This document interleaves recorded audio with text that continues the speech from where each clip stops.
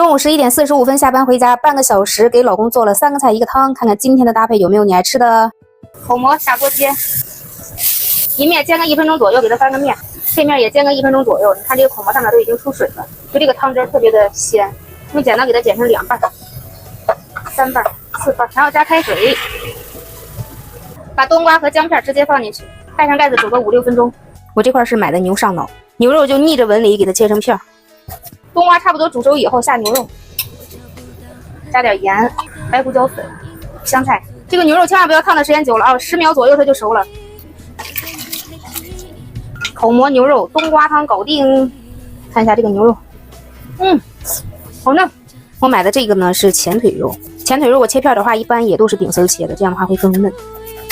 放碗裡腌一下，加點鹽入個底味兒，白胡椒粉去個腥，老抽來上個色，加點蚝油，給它抓拌均匀，加一勺玉米澱粉，把澱粉抓匀之後來點油。腌肉你就像我這麼腌，炒出來以後真的特別的嫩。帶皮的毛豆大概有1斤左右，把它剥出来，來點青紅椒，我这個是美人椒和螺絲椒，都不是特別的辣。滑肉的話一定要捨得放油。老規矩，停個3、5秒再去動它。我加了澱粉了，是不是它也不粘呀？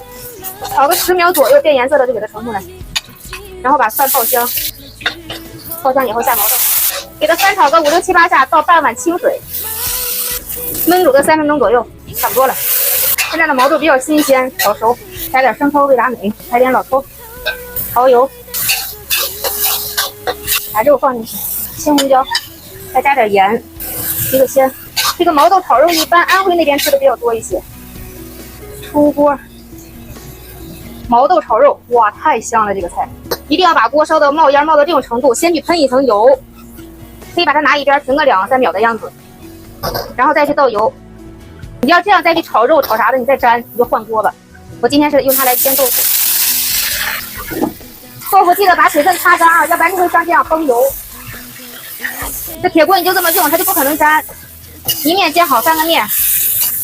煎豆腐的功夫來調個料汁，1勺生抽、味達美，2勺，1勺老抽，蚝油，白糖提個鮮，加點清水，一點點玉米澱粉，把它攪拌匀了。豆腐煎好之後多放點大蔥啊，我家裡就剩這些了。把大蔥的香味給它翻炒出來，把剛剛的醬汁倒進去。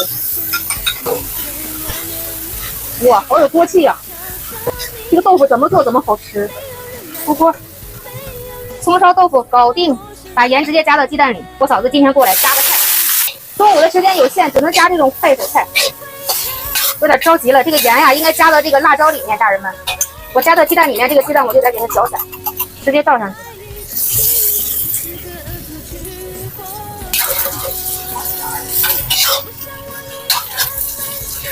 生抽應該加到辣椒裡面，少來點蚝油，提個鮮。